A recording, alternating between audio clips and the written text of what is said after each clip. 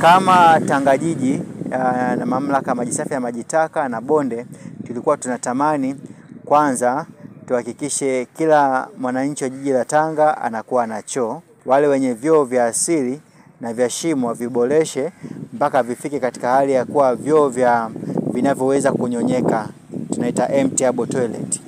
Kwa hiyo tumeshangaa baada ya kuja kwenye mitaa, tukaanza na kata Tangasisi alipotuambia wao wana kamati walihamasisha wananchi kwa gharama zao, wananchi wamejenga vyoo jumla ya vyoo 31 kwa kata moja. Tukaja kata ya Mabawa tukakuta wananchi wamejitoa kwa nguvu zao na gharama zao wenyewe, wamejenga vyoo vipya jumla ya vyoo 34.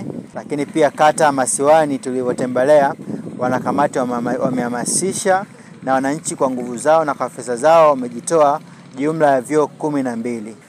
Tuliunda kamati za afya ambazo zimekuwa zikifanya kazi kuelimisha watu juu ya mambo ya afya pamoja na vyoo na mambo mengine yote yanayohusiana na afya. Tukishirikiana na wadau wengine, tumeungana kwa pamoja kuja kukagua maendeleo ya utendaji kazi wa kamati hizo. Wajua binadamu ni mgumu kuelewa, inabidi umueleweshe mpaka kuelewa.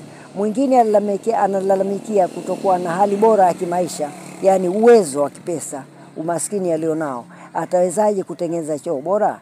Basi tulijaribu kumpa elimu ya kutosha kwamba yeye ni kama, japokuwa hali ni ngumu, lakini vile vile choo kile kama kinatumiwa na familia, wengine wana nyumba zao wamepangisha, lakini ile kodi anayopata anaweza kaigawa kidogo, sehemu akatumia kwa haja zake, sehemu akatengeza choo.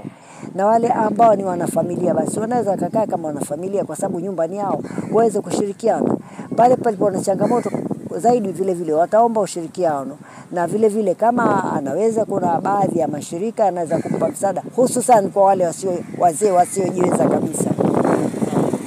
Kwa nyuma nilikuwa sina choo kama hichi nilichokifanya sasa hivi. Nilikuwa sina furaha. Furaha yangu ilikuwa ndogo. Kwanza ni mahali ambapo si pazuri, ni aibu. Pili ni kitendo ambacho kinaweza kaathiri habari yoyote, hata ya maradhi. Na kweli walinifuatilia sana, walikuja wasichana, wavulana, watu hawa wote kila wakati. Ikawa kwangu pia ni kero, lakini kero zile sikuzichukulia za kuniuzi, ni za kunihamasisha nifanye. Nikawaambia, jamani, pamoja na kero zenu za kunifuata, lakini pia nawatakia heri mnikere mpate mpaka akili yangu ifanye kazi. Kabla ya kutokuwa na choo, mazingira kwa ufupi yalikuwa sio mazuri, kwa sababu tulikuja ni sehemu ya maji. Kwa hiyo tunawashukuru watu wa afya, idara ya maji pamoja na mazingira, waliendelea kutuhamasisha na tukasikiliza na kutekeleza maagizo yao.